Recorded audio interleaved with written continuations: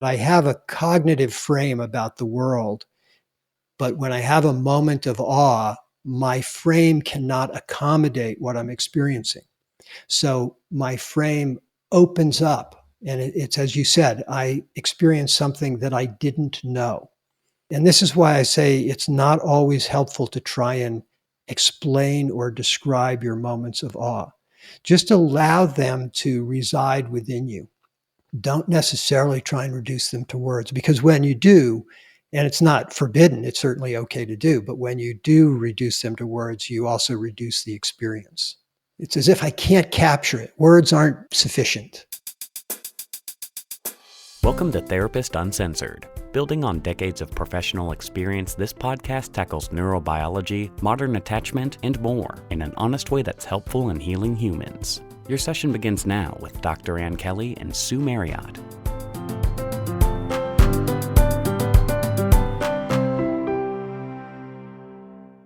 Hi, everyone. Welcome back to Therapist Uncensored.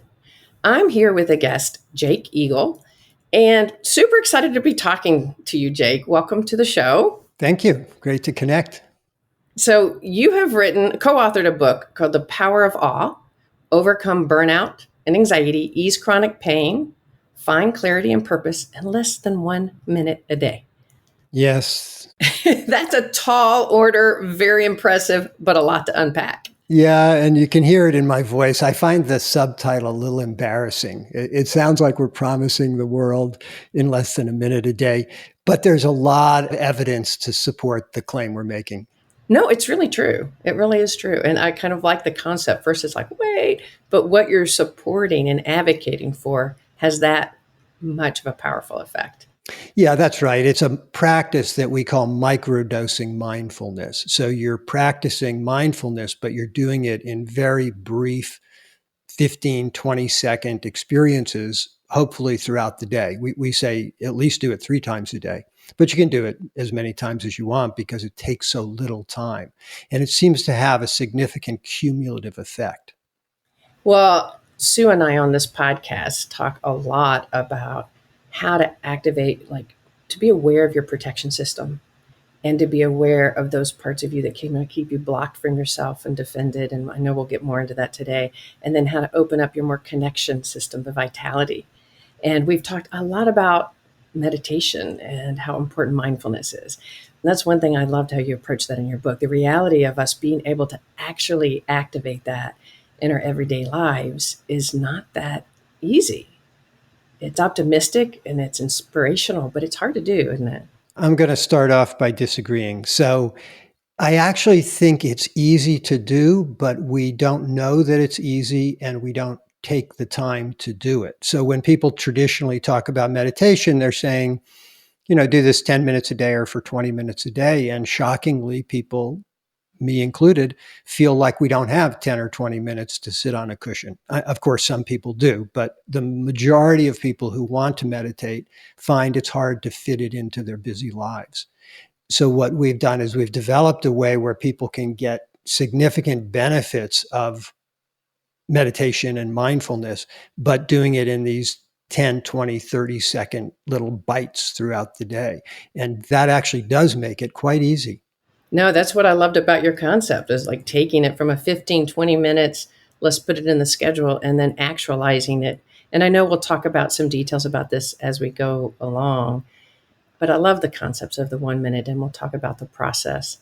And we have been very inspired because we talk so much on our podcast about threat. And I mentioned that, the nervous system. We've been extremely inspired by all the recent research on awe and the idea of what it can bring out and counteract our protection system and bring us more open to people. And I have loved all the recent research. And in fact, we interviewed just a few weeks ago, Dacher Keltner. I think you described him, I loved it, as the what did you say? The grandfather, the granddaddy of awe, right? The granddaddy of all. I love that. And it was awesome. So we will consider this an independent. So we want to talk about awe in case somebody's just jumping in. But I loved how you referred to him as that. And I noticed throughout your book how well y'all work together. So can you tell us a little bit about your connection to him and how your book stands out as different in your research?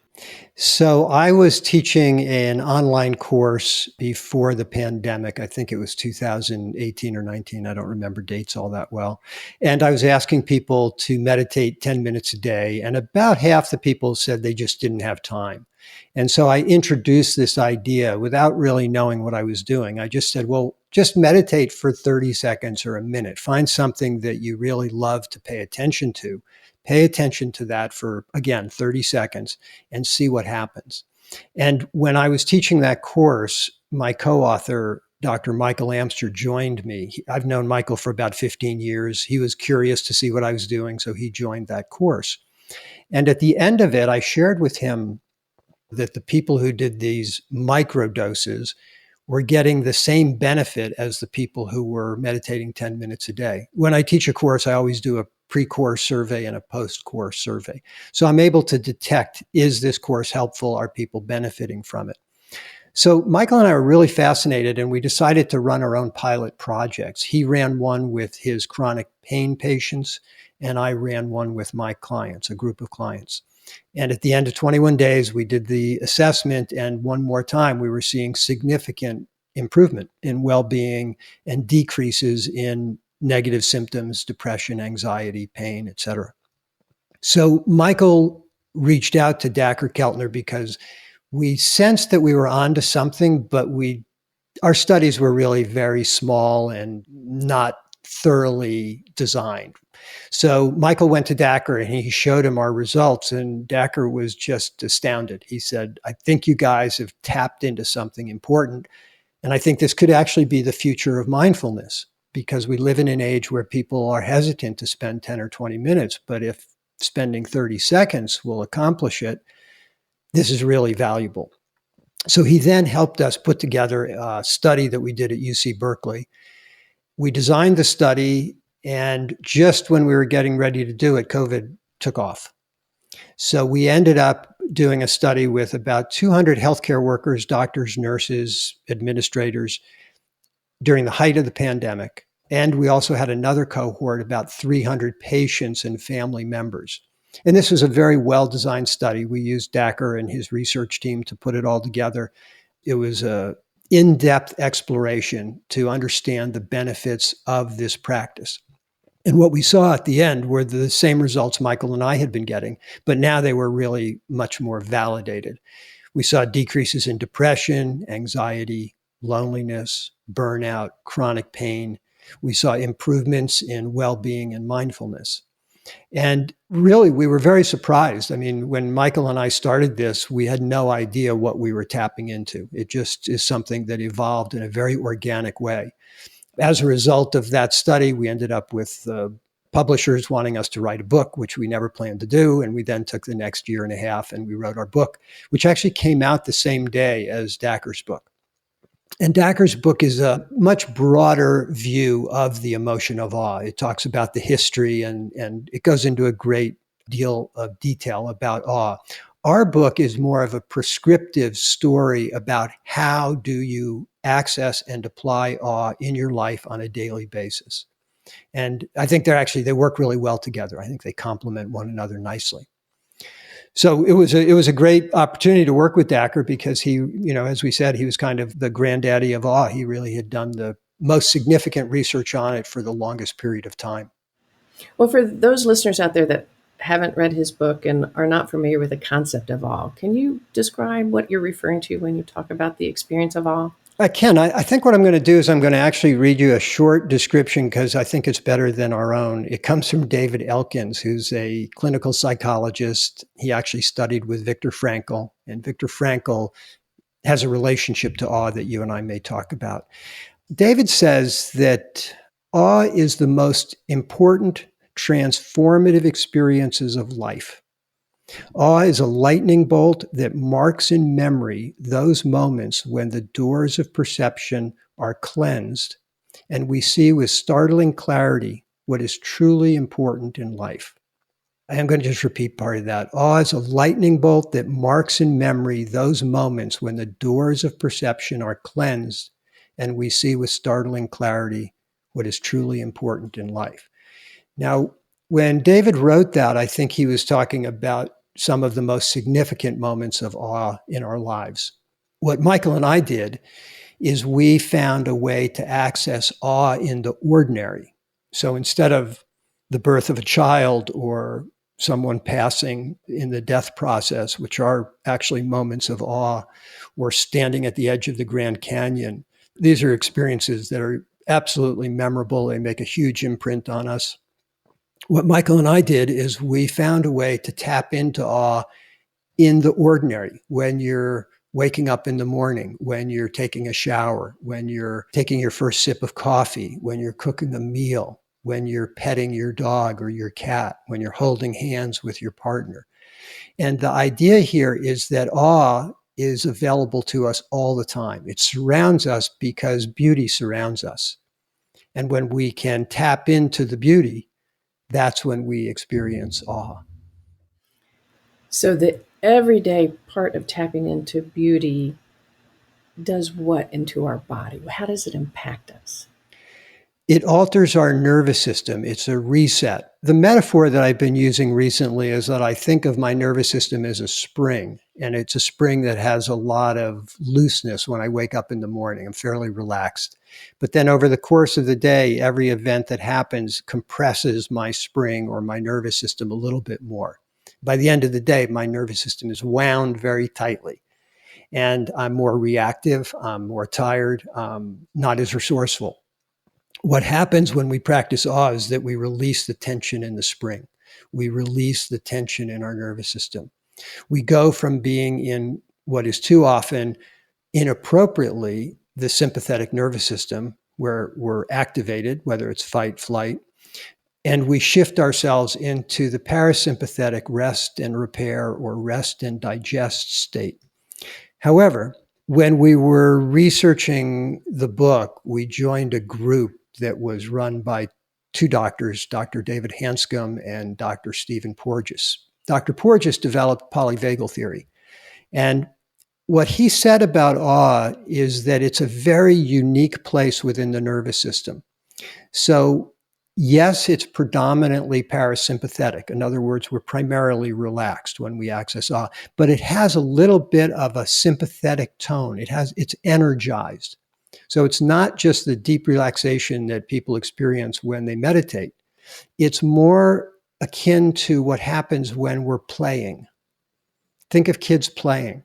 They're completely relaxed, right? They're having a joyful, wonderful time. They're usually connected to the people they're playing with, which means that it's pro-social. And they're slightly energized. I call it the sweet spot in our nervous system. And that's what's happening each time we access the emotion of awe. It's this awake state. I love the distinction that you're making, and to get such a clarity, because Porges sometimes is a very complicated speaker, isn't he? But I love that. Like, it's that experience of the awakeness. We're in parasympathetic, we're calm, we're aware, but there's an alertness to it. Exactly. That our body can see ourselves as being safe and calm, but connected and alive. And the key, Dr. Porges says, the key to healing is safety. We have to feel safe to fully heal. And what's so fascinating about the emotion of awe, again, think of kids playing, is that they have a great capacity to connect with the people they're playing with. It's this pro-social emotion that affects the quality of our voice. It affects the facial expressions we have. When we enter into this state, we're activating the vagus nerve.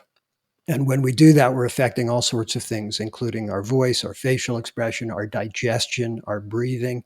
And we're shifting ourselves into a healthy state that's based on feeling safe. And it's because we feel safe that we're better able to connect with other people. And Dr. Porges has the foundation in terms of people doing their personal work. We have to help people get to a place where they feel safe. Yeah, opening the ventral vagal to the experience of connectedness too, right? Like the feeling of safety. I love how you're describing the play with other individuals where we can feel our body in a safe enough place to have a connection to the outside world. Yes. Other examples are things like singing. When we're singing, particularly in a choir or with a group of people, when people are making love, they typically enter this state that you and I are describing. It has this slight activation to it, and yet there's also a relaxation and a profound connection if it's a healthy relationship. And that's harder than we think in our everyday world, isn't it? Because our mind and our body stays on alert so much, and that we have our system, we talk quite a bit about the default mode on our podcast. And when our body, it's just active. Our mind, either it's ruminating or it's trying to figure something out or it's thinking about our next step or catching the bus. There's so much chatter in there. And finding a place that can be focused and calm, but open, not just task oriented, and diving into something, calming our default mode, but an ability to stay open and calm those parts of our mind. Yes, and one of the steps in what we call the awe method actually helps quiet the default mode network, quiet all the internal chatter. So we took the word awe, we turned it into an acronym, AWE, and we used those as the 3 steps in the process. So the A stands for attention. And the idea here is to place your full and undivided attention on something that you appreciate, value, or find to be amazing. And so we're starting off, you'll kind of notice we're starting off with something that's positive in nature, which is a little bit atypical of most forms of mindfulness. They generally start with neutrality. In other words, just come back to your breath, come back to your breath. What we're doing is we're saying, come back to something that you value, appreciate, or find to be amazing. Was there a reason why you picked the positive valence to start with? Well, when we first did this and we experienced that reticence on people's part to meditate, asking them to focus on something that they found to be positive overcame any resistance they had to doing it. If we said, focus on your breath, people seemed to find that to be not terribly motivating. But I said to people, find something that you love to look at, or find something that you want to hold in your hand that just feels wonderful to you. And it doesn't have to be a physical object. It could be a memory. Do you have a wonderful memory of your grandparent or of your child being born or when you first got your first puppy? It doesn't matter what it is. And people like that idea, which actually the reason it helps to start with something that's positive is because people are more inclined to do it, which then turns it from being a temporary trait into a state over time. It becomes part of us if we do this frequently enough. You start training yourself then to, if you stop to do it, you're going to start inevitably training yourself to look for something positive. I love it because it also turns it away from a sense of, I should meditate, I should be mindful, to this sense of something you should be doing to help yourself, like eating healthy, to let's stop for a moment in this craziness and focus on something that's actually going to bring some positive experience to me. Have you ever seen that game, Where's Waldo? Yes, yeah. So I don't know it exactly, but you're looking for something in this photograph or this image that's very complex, and what you're looking for is Waldo. Well, this is similar in that we're looking out at the world and we're asking you, find something beautiful. Look around and find something that just moves you in a profound way. And it really becomes a fun way to go through the world. For the listeners out there, as we walk through, and this is, again, we're talking about his sort of scientific step of awe, the 3-step process of experiencing this. And as the listeners out there think about it, why don't we do it together as Jake starts to describe the systems? Think of something in your environment and let's walk through the steps with him. What I'll suggest is that I tell you the 3 steps, then I'll come back and I'll walk everybody through it so that it's done in the proper time frame, because it takes me longer than 20 seconds to explain it. So the first step is the A, find something that you're going to place your attention on that's you appreciate, value, or is amazing to you. And then is the W. Now the W is when you're just going to wait. And the idea with the wait is that you have placed, let's say you've placed 100% of your attention on something. Turn that up and make it 110%. Just let everything else go and give all of your attention to whatever it is that's the source of awe. And you're only going to do this for 2-3 seconds. Okay, so you've placed your attention, now you're waiting, you're being with the source of awe, and now you're going to wrap this up with the E, which is exhale and expand. And so this is where you exhale, but the exhalation will be a little bit longer than a typical exhalation, because at the end of the exhalation is when you activate the vagus nerve, which is what we're encouraging you to do. When you activate the vagus nerve, two things happen. You tend to relax, you shift from sympathetic to parasympathetic, and you amplify whatever sensations are in your body. Now, because we started with you focusing on something positive, the sensations in your body are going to be enjoyable. They're going to be positive. So those will be amplified. And when that happens, people will experience a range of awe that can be subtle and sweet, kind of pleasant, or it can be what we call orgasmic, which is where you actually feel the energy rising up your spine. And oftentimes when I do it, I'll have a release in my neck. And it's quite dramatic. It's sort of like having a shiver up your spine. That's my experience. Now, that doesn't happen every time. And if that doesn't happen, it doesn't mean it didn't work. There's a spectrum that awe occurs on. So those are the 3 steps. The whole thing typically occurs in a breath cycle or 2. So what I mean by that is that you find something to focus on, and when you have found it, that's when you would be doing the inhalation. And then at the peak of the inhalation is where you might wait for 1, 2, 3 seconds. And then you have the longer than normal exhalation. Sometimes people are so captivated by what they're looking at or thinking about that they'll actually have more than one breath cycle. They'll just sort of stay there. But at the very end is this longer than normal exhalation. So those are the steps, and I'm happy to walk us all through it now. If you're driving a car, of course, that would be my only caveat. Either you don't do it or pull over and do it. You can do it with your eyes open, by the way. When you say you don't always have the shiver, that would make sense, right? If you think about seeing something, you can really relate to the experience of awe by thinking about standing at the edge of the Grand Canyon or something really powerful that's hit you at some point in time. But I really love that we're bringing it to the everyday moments. Do you find that the more one practices this, the more that you have access to that kind of an experience? Yeah, absolutely. It's called the dose response. And we saw this in our study. We asked people to do it 3 times a day, but some people did this more. And the people who did it more had more significant results, better results. And so what we do is we say, at least do it 3 times a day. But what happens after a while, I've been doing this now for, I think, 3 years. This happens spontaneously to me.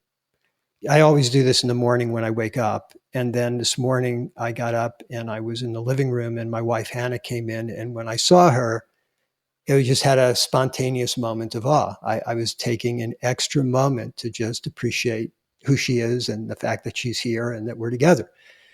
And this is what's happening more and more in my life. I just have these moments of awe that arise and I can identify it. I can go, oh, I'm shifting. Something in my physiology is shifting. And I believe what really happens is that we're altering our state of consciousness. And maybe you and I will have a chance to talk about that. But I don't think I walked everybody through this, did I? Yeah, let's do that. Okay, Let's take it that way all as right. we talk about it. So everybody can kind of have a frame of reference. And I guess if you're driving, you could pull over, or it's also a state. Can one use one's imagination in what they kind of develop or kind of start to bring forward for themselves? Yes, right. You could imagine something that you wish would happen. And if it did happen, it would inspire you to experience awe. So yeah, there's a lot of flexibility. And there are different realms in which awe arises, but I think we won't go into that right now. Those details are in our book. Right now, I'll just walk people through this. So to begin, just take something in your surroundings, and it can be a memory if there's nothing in your physical surroundings, but find something that you appreciate, value, or find to be absolutely amazing.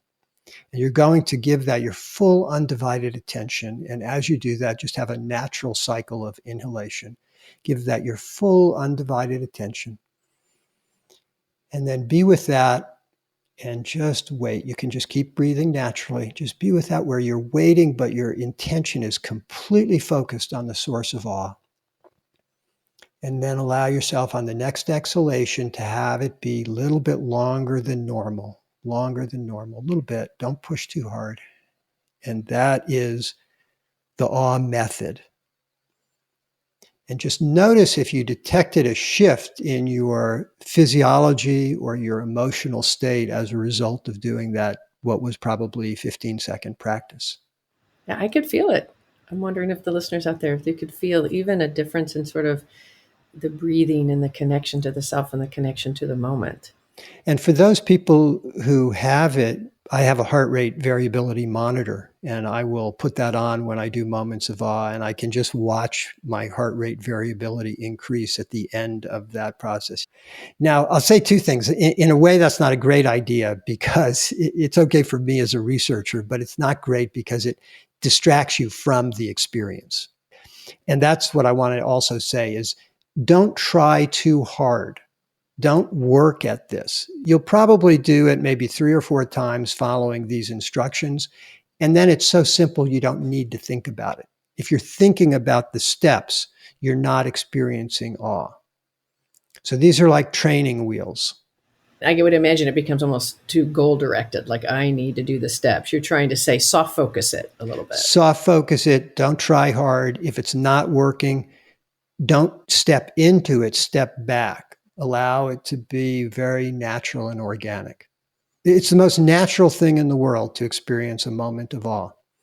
We do it all the time, but we're not aware that we're doing it. So if you were to encourage people in their everyday lives as they're going throughout the day, what are some different practices that people might notice or kind of start to take in? I'll tell you the routine that I started with, and then I'll tell you my favorite way to use this. And in our book, we have 30 different practices that get a little bit more advanced, where you have what are called extended moments of awe. We also have those on our website, or some of them. But the way I like to do this is I do it first thing in the morning when I wake up. After I wake up and do my basic routine, wash my face, brush my teeth, whatever it is, I go outside and I just take a moment to experience awe. And it's easy for me. I live in Hawaii, and I just connect with the beauty that's around me. But I believe we can do that anywhere. No matter where we are, there is beauty if we look for it. Then in the middle of the day, I always have a moment of awe that's a reset, just to reset my nervous system, come back to some baseline. And then when I go to bed at night, I go outside and I look at the stars, and I end my day with a moment of awe. So that's kind of my formula, to at least do those 3. I then have found that there's many other opportunities throughout the day. So you kind of mark it in your day as a process of like, as part of your routine, Exactly. part of your schedule, like Yeah. something to add to you. Yes. It's become habituated for me. As you say, it's part of my routine. Now, my favorite practice is to use this proactively. And I just love this, which is, and I'll do this as a therapist with my clients. Client will come in, they'll sit down, they'll tell me something, and oftentimes they'll start with something that's disturbing. Tell me a story about something that happened in the last month that they're upset about. And instead of going into that, I'll say, and most of my clients know about moments of awe, I'll say, let's take a moment and have a moment of awe. And what's happening is they're shifting their level of consciousness so that after they have the moment of awe, we come back and we revisit the topic, but they're in a different place. Their perspective has shifted, and they're in a much healthier place to talk about whatever it is. So if they came in and they were feeling victimized and we take a moment of awe, they're more resourceful. Another place that I use this is doing couples counseling, but I also do this with my wife, which is if we have to have a conversation that we kind of think it may be difficult, may be tense, at the very least, I will go and have a moment of awe before I enter a conversation like that. Now, in my case, because my wife knows this, we both do it. We both do it. Now, we do it individually, and we don't talk about it. Because when you take a moment of awe and you translate it into words, you're reducing the experience. It's not really that helpful to talk about or try and describe the moment. It's a very personal thing. So Hannah and I will both do this. You can just feel the shift in the tone of our voices and the quality of connection we have. So we're having our moment of awe, which then makes us better able to co-regulate which then, of course, as you know, increases coherence and our ability to connect with one another. And the conversation that was going to potentially be difficult starts off in a completely different place.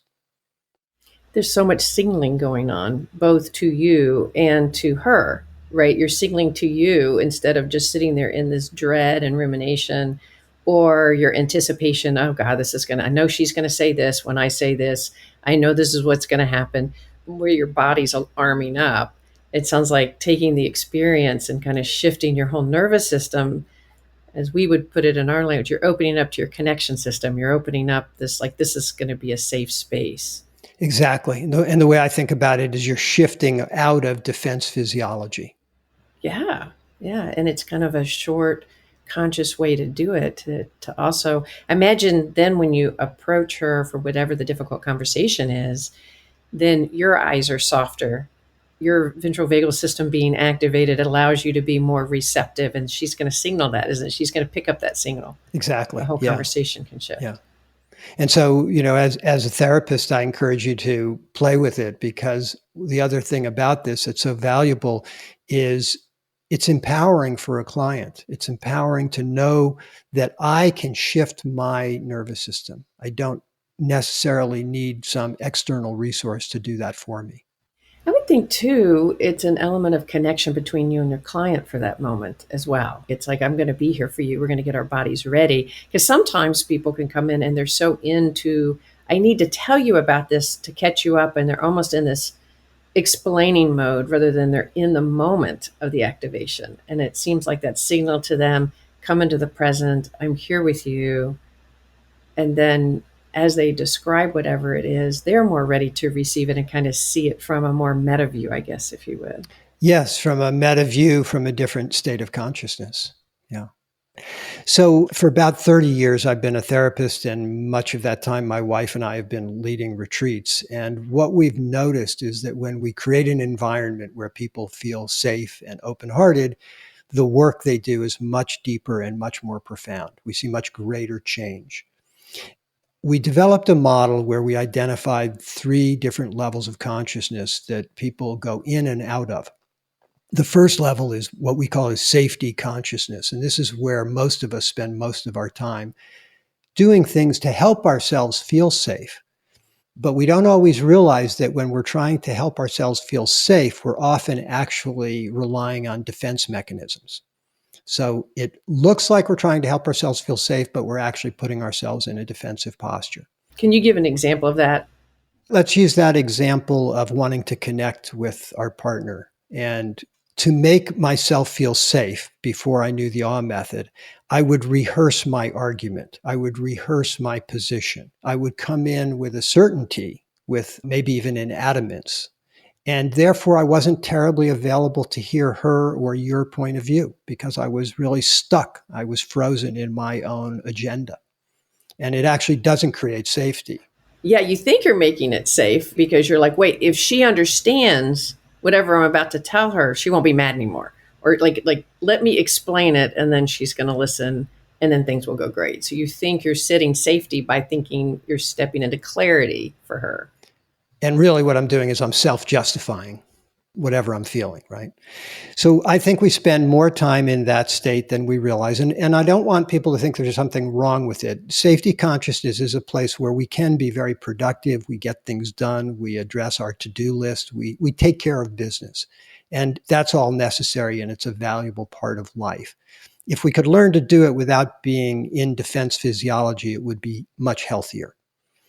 And one way to do that is to learn to shift our level of consciousness. The next level of consciousness is called heart consciousness, which is when we're in a state of gratitude or appreciation. Most everybody, when I talk about this, they nod their head. They're familiar with it. They go, yeah, I love to be in a state of gratitude. And I definitely feel healthier and more relaxed. And if people are curious about this, I think HeartMath has done great work. The HeartMath Institute, they have a lot of great research about how to enter a state of heart consciousness. The next level, which isn't talked about as much, we call spacious consciousness. And it's a state that's traditionally been accessed through a contemplative practice like meditation or qigong, prayer, chanting. There are many ways of accessing spacious consciousness, but generally they take a lot of time and practice to get good at them. And oftentimes people never actually get good at it. They just want to experience it, but it's too much work. What we found is that awe is actually a shortcut. It's a shortcut to this transcendent state of spacious consciousness. When we enter it, what happens is we lose track of time. Time disappears. We're no longer thinking in terms of time. We're actually no longer thinking. We have no words to describe being in that state. It's this remarkable place of presence and a release of all tension and all internal mental chatter. We can't live there. We can't stay there all the time, but we can go in and out. We can go in and out. And that's what happens with awe as we take ourselves into spacious consciousness. We get a perspective that's profoundly expansive.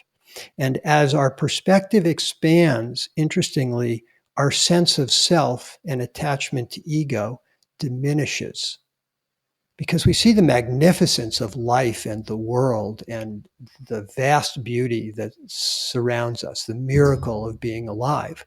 And as we connect with that, we're no longer preoccupied with self or whatever our particular concerns and problems are.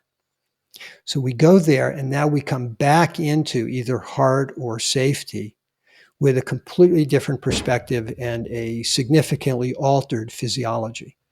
That's really powerful. It makes me think of, and I think you mentioned this in the book too, the kind of the work on psychedelics. And that is like, we can't know what we don't know. And if we are almost always in our protection system and going and going and going, we don't necessarily know any different.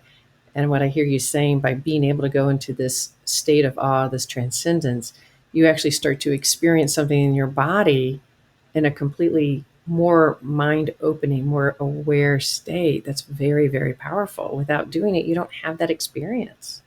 That's right. And I think it does relate to the psychedelic research. In Michael Pollan's book, which I think was called How to Change Your Mind, he mentions the word awe 40 times. It's a significant part of what people are experiencing, are these moments, and maybe some of them are longer, extended moments of awe. And it shifts a person's perspective of the world. In the research that was done, it's referred to as cognitive accommodation. And the idea is that I have a cognitive frame about the world, but when I have a moment of awe, my frame cannot accommodate what I'm experiencing. So my frame opens up, and it's, as you said, I experience something that I didn't know. And this is why I say it's not always helpful to try and explain or describe your moments of awe. Just allow them to reside within you. Don't necessarily try and reduce them to words, because when you do, and it's not forbidden, it's certainly okay to do, but when you do reduce them to words, you also reduce the experience. It's as if I can't capture it. Words aren't sufficient. And you almost lose something, right? And you're trying to change it to almost a different part of your brain to try to capture it and explain it, right? You're going to move it out of the experience of the felt sense and into the linguistic sense. Right, right, right. And we want to let this be a felt sense experience.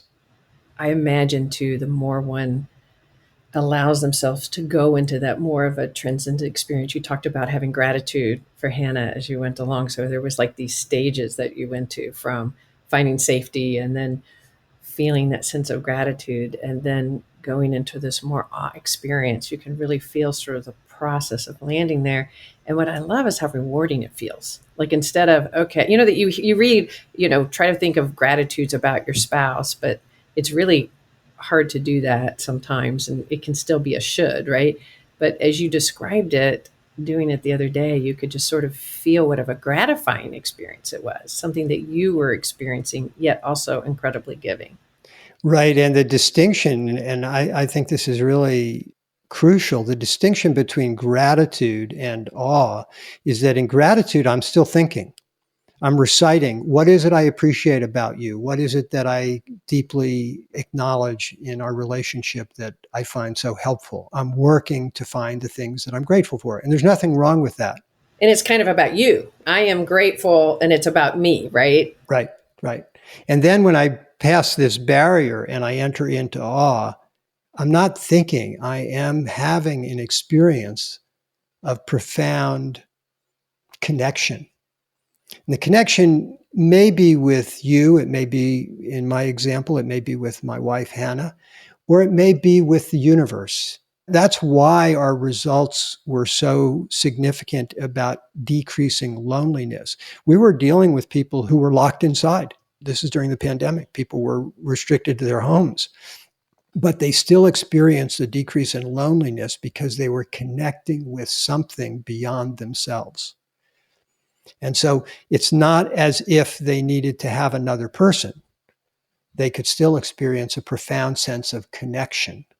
And this goes back to what you and I spoke about earlier, connection leading to an experience of safety. I belong. I belong. I'm part of something. Meaning making of it all of a sudden it's this, I belong to this collective. There's just this more experience of a profound sense of something bigger than us, something more meaningful than us. Yes, and meaning making is probably my favorite conversation. Maybe someday we'll have a conversation about that. But what I find so intriguing about awe is that I actually go beyond any effort to make meaning. Now, as therapists, you and I both have training and experience helping people shift the way they make meaning. That's the only reason therapy works, is because we can change the meaning of things. When we go into awe, we're not even trying to alter the meaning. We're going beyond meaning. Yeah, it's just a sense of meaning rather than, like, so often we think of meaning, we think of goals and purpose and what is our purpose. And this kind of meaning makes a sense of meaning. It's a sense of an experience of it. Right. And what is that experience? Yeah, I love that. When we spoke with Dacker, we talked about some of the research that he's done that shows that when awe is activated, that our sense of self becomes much smaller in the spectrum of the world, but in this much more grander way, like the world became bigger than ourselves. That's right. And that's this idea that as our perception of the world, life, connection expands in relationship to that, our sense of self becomes smaller. We just did a whole series about trying to find a sense of self when the world is so powerfully insecure and activating and threatening.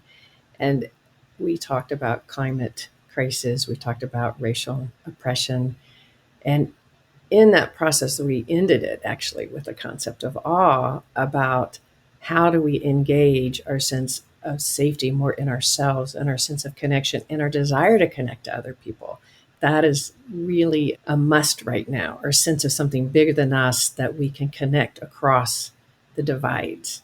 And using awe on a daily basis, that's one reason why I was excited to have you on, because there's this way that we can talk conceptually about it. And you are talking about, like, how do we actually engage in it in these little ways every day? Yes, and I want to mention the idea. We have a chapter in our book about awe in times of strife. And you're talking about serious strife in terms of climate change and social justice and so many other things. And what we point out to people is that even in those times, awe is still available to us. The only reason that we suffer when we experience a loss, say a loss of a loved one or a loss of a species, the reason we suffer is because on the other side of that is our love. It's the preciousness that we are losing or missing, and that's what creates the despair. But if we are willing to go through the emotion of loss or despair, on the other side of it, we can reconnect with what was precious, what we love, which changes the context, because then we come back to a place where we may feel more empowered to do what we can. And there actually is a lot that we can do in terms of most of these issues. I believe it's fair to say that in none of these issues are we victims. Each one of us can do something related to the different struggles that you mentioned. Each one of us can do something. It's interesting because you mentioned attachment, but in the process of attachment, it's that we can, out of the fear of the despair, we can hold to the ideal, to a place that could make us rigid. I don't want this despair, so I'm going to hold to what the way it should be. And we can get caught in that sense of strife of holding too tight. Right. And that's happening in safety consciousness. It's in safety consciousness that attachment forms, and we're holding on, often inappropriately, often holding on in ways that cause us to suffer more. And if we can allow ourselves to have that experience, I don't want anybody to repress or suppress that, but if we can allow ourselves to have that experience and go through that and reconnect with what's on the other side, which is, again, it's the love, it's the preciousness, it's the joy, then we basically have re-empowered ourselves and reconnected with what is really meaningful to us in our lives. I'm happy to talk about the 5 patterns, but it's always embarrassing as an author not to remember, what you wrote. I can relate to that 100%. So what you had talked about with the stripe, and I think for all of us, we can probably recognize and getting stuck in any of those. The one we're talking about, sort of the idealized point where we sort of hold rigidly to what should be. And so we can't actually experience the despair of what isn't. You talked about resisting, catastrophizing, victimizing, and withdrawing. Yeah. And so the victimizing is very effectively minimized when we have the ability to access awe, because we are re-empowering ourselves again. We no longer feel like the world is doing things to us because we have the capacity to access a higher state of consciousness. And that is at the heart of this. I think what's happening is that we're shifting both our state of consciousness as well as our physiology. Well, and the experience of catastrophizing too, once we have that rumination in our head where we're going over and over and over something, in the worst case that could happen, our whole nervous system gets jammed up. It gets stuck in the sense of rigid fear protection. Yes, and that's that you and I talked about earlier, the default mode network becomes very active. We start imagining all of these possible scenarios. And if we can give ourselves a reset, which is what awe does, we have a break. We have a temporary break. And every time we have that break, we come back to a choice.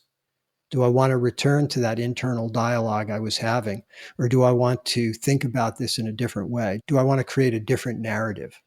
It really highlights your idea about doing this with clients, but also doing it before a difficult conversation. Because as we activate that part that we have a choice, as we activate that part that can enliven us, we feel less fearful or hopeless that whatever's happening around us is going to be the dictator of what goes on inside of us. It's a very empowering place to be. I know that we're going to have to wrap up. I have one other question if we can dive in, and I think it could be really quick. But I want to read the subtitle of your book. And so I know when we started out, it's like, wow, that's a big, tall order. But the reason I said that is I really do feel like you're addressing it. And so that's what was exciting.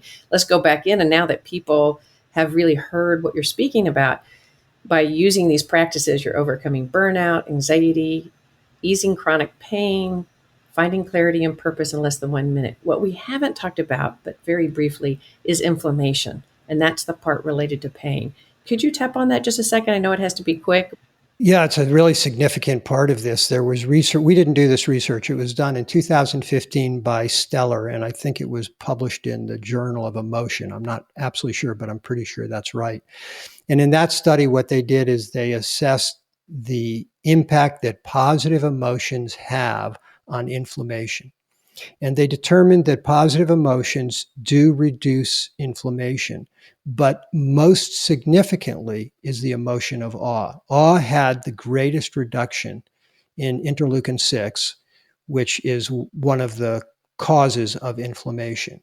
And we saw a decrease in the study. They saw a decrease in the markers that reduced inflammation, which has huge implications in terms of chronic disease as well as emotional, mental challenges. And I want to make a distinction, which is inflammation isn't always bad. In other words, if it's an acute situation, inflammation serves a very valuable purpose. But what's happened in our culture, in our society, is we've stepped into a world of chronic inflammation. And this is absolutely a serious problem. And so if we can find a way to break that cycle of inflammation, then we're moving ourselves back in the direction of health, but also safety. When our body is inflamed, we're less inclined to be able to step into the experience of safety. And so if the most powerful emotion that has been detected is awe in terms of reducing inflammation, it's another reason why I would encourage people to do this 3 times a day. It's sort of like, it's along the lines of taking a vitamin or, doing something that's really good for you. But the thing to remember is it only takes 10 or 15 seconds. It's free and it has no negative side effects. Well, Jake, how could people find you if they wanted to reach out? Yeah, we have a website, the same as our book title. It's thepowerofawe.com. On the website, there are links to the book, although the book's available everywhere. If people have questions and they send them to info@thepowerofawe.com, either I or Michael will respond. If it's related to chronic pain, physical issues, Michael will respond. If it's more on the emotional front, then I will respond. We usually get back to people within 3-4 days. Yeah, I think that's probably the best way to contact us, and we'll be adding new things to the site over time. Eventually, we'll be offering some more courses, but right now we're just finishing up a research project at UC Davis where we did teach the awe method to people suffering from long COVID. Oh, really? And you're in the middle of researching it right now? We just concluded the actual delivery, and we're waiting for the follow-up results to see what will happen. We might have to jump back on once you get those results. Yeah, we're excited about it because these are people who are really kind of in a state of despair. There's not a lot of good answers, or we don't know what they are yet. And so we were trying to give people some way, and this connects to what you and I were talking about, we were giving people some way to empower themselves to move through the despair and reconnect with the miracle of being alive, even if you're having a hard time. Well, to think about your primary research that you did, where it was during the heart of COVID and the shutdown and the loneliness, and with the frontline workers, I don't think you could have found a more stressed population to do your original study on. So to show an effect on that was pretty remarkable. So more power to you. Keep the research going. It's very helpful, very meaningful. Good. Well, I enjoyed this a great deal, and maybe we'll have another conversation in the future. I hope so. I would enjoy that. And in our show notes, we will include all sorts of his site and all the references that were brought up today. We'll include that in our show notes. So for those of you that found this powerful, please take the time to rate, review, and send it on to somebody who might really benefit from it. And thanks for joining us, and we'll see you around the bend.